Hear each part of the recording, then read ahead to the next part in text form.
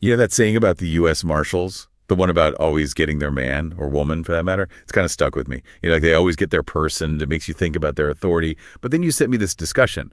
Glenn Kirshner and Art Rodick, the former U.S. Marshal. It got me wondering, what happens when that authority, that power to enforce court orders, bumps up against the executive branch? I mean, the executive branch kind of oversees the marshals. It's a bit of a head scratcher. It is, yeah. You hit the nail on the head.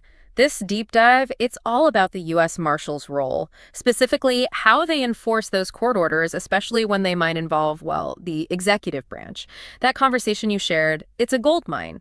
It really sets the stage for exploring all the legal stuff, the history behind the Marshals' authority, and what happens when different parts of the government might, clash a bit. It's about shedding some light on this part of U.S. governance that people don't always understand. So to even start understanding an agency as old as the U.S. Marshals, Yeah. where do we begin? Roddick mentioned they were established in 1789. That's basically right alongside the federal courts, right? Absolutely. 1789, that makes the U.S. Marshal Service one of the oldest federal law enforcement agencies out there. Roddick pointed that out. It's important. At first, their job was to be the muscle for the new federal courts. That was their main gig. Sure, their duties have expanded over the years, but that connection to the judiciary, that's never gone away. And it seems like their duties, they cover a lot of ground. Protection of the judicial process, fugitive apprehension. Roddick mentioned they make something like 80 to 100,000 arrests a year. That's a huge number. And then you've got the witness security program. It's almost like shrouded in mystery. Yeah, their core functions are pretty broad. Protecting the federal judicial process means a lot of things. Moving prisoners safely. That's a logistical challenge in itself. Then you have to make sure judges and U.S. attorneys are safe. Fugitive apprehension, that's a massive operation. Those arrest numbers, they include federal fugitives, state, local, you name it. It shows you how much they work together. And WITSEC, the Witness Security Program, yeah, its effectiveness relies on secrecy. Glenn Kirshner's point about meeting protected witnesses at neutral sites, that's because of security, especially in D.C. It's a big deal. It really shows you the lengths they go to. He also talked about U.S. Marshal Special Operations Group, their tactical unit. He said it's the oldest one in federal law enforcement. Yeah. And then the Prisoner Operations Division, they handle Con Air. That's their air fleet, right? The one that moves all those prisoners around the country. Exactly. Tens of thousands of prisoners nationwide. It's a huge responsibility. And Radek made a point that really stood out to me. The U.S. Marshals, they're in a unique spot. They support all three branches of government, legislative, judicial, executive. They're under the Department of Justice, which is part of the executive branch, but they're crucial to the courts, and they also interact with the legislative branch. It gets interesting when you think about how those branches could potentially disagree. Which takes us to the question of authority. Glenn Kirshner brought up 28 U.S.C. 566C. What's the big deal about that law? That's the heart of it. That statute defines their power. 28 U.S.C. 566C, it says, and I'm quoting here, "The United States Marshal Service shall execute all lawful writs, process, and orders issued under the authority of the United States and command all necessary assistance to execute its duties." That's it. That's their enforcement authority. They have to carry out legal directives from the federal government, especially from the courts. Shall execute. It's pretty clear, right? But then Rodick talked about the chain of command, and that's where things get, a bit more complicated. He said that historically, their authority comes from the Attorney General. Right. It's a layer you have to understand. They have this duty to execute court orders. But who gives them their day-to-day orders? The Department of Justice. And who runs DOJ? The Attorney General. And who appoints the Attorney General? The President.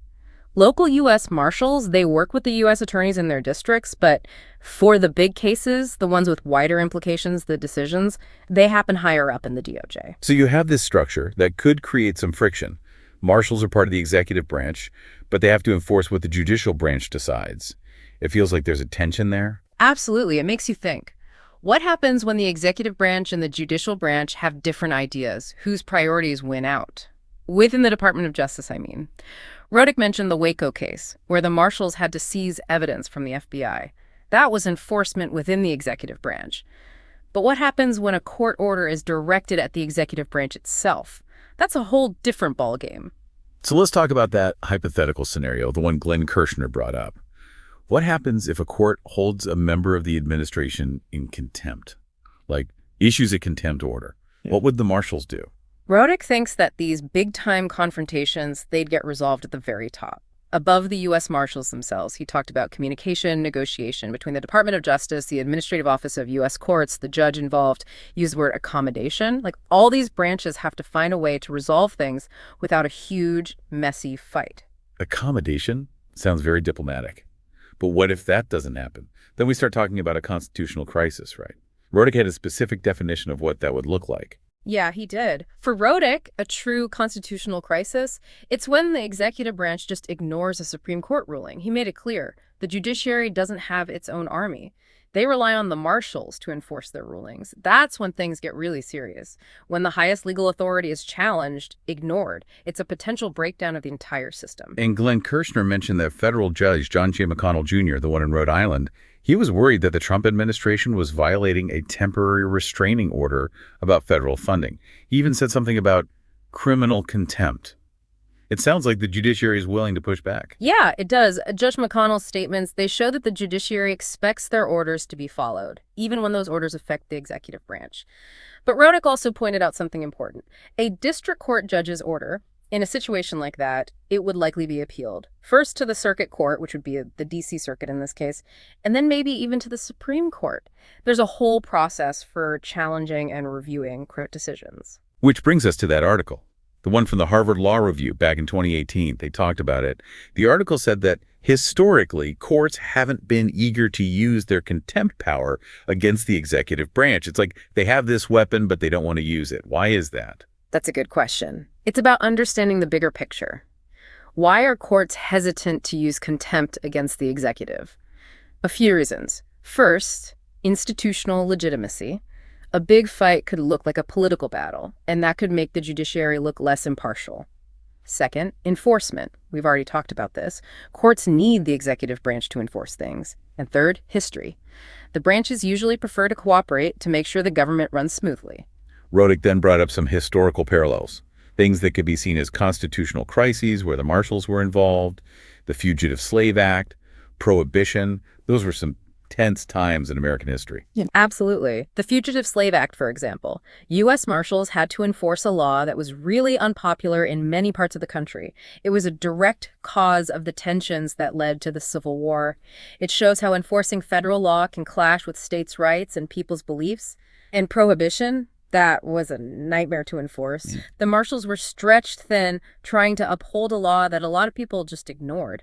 These examples, they're like cautionary tales. They show us what could happen if the branches of government have a major falling out, or if the government clashes with a big chunk of the population about enforcing the law. But even with all that, Kirshner seemed pretty confident in the Marshals. He kept mentioning that word in the law, shall.